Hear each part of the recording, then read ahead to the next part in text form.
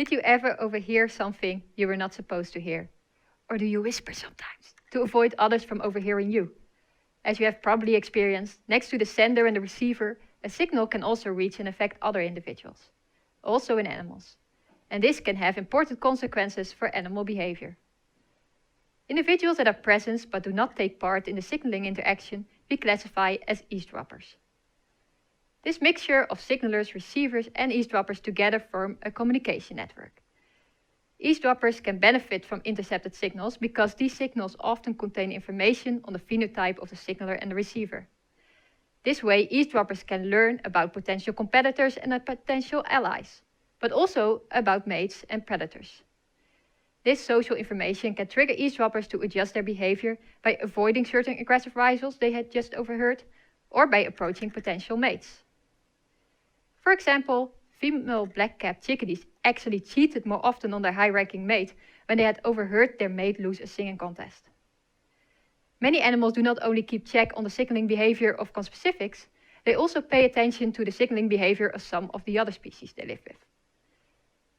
For example, after a simulated predator attack, Tungara frogs resumed calling quicker and more actively after they had overheard other Tungara frogs resume calling.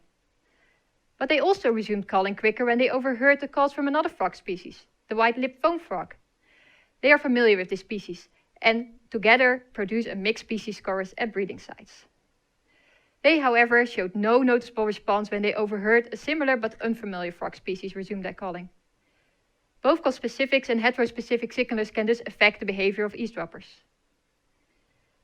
However, it's not only signalers that affect the behavior of eavesdroppers.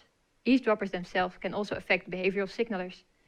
This phenomenon referred to as the audience effect. When a signaler is aware that it's being observed, thus that it has bystanders, it can change what it's trying to signal and how it's trying to signal this.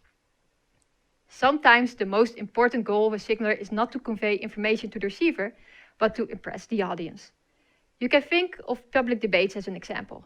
The signalers, or debaters in this case, are more intended to convince the audience in the room and the people watching television, like you, than convincing their direct receivers, their opponents. In such cases, the signalers often convey a more extreme message and behave more noticeably than they would when they were just by themselves. They thus overstate the content and delivery of the signal in the presence of an audience. Likewise, the signal interactions between male fighting fish changed when a female bystander was present compared to when no bystander was present. The male spent more time on visual displays and spent less time being physically aggressive towards the opponent.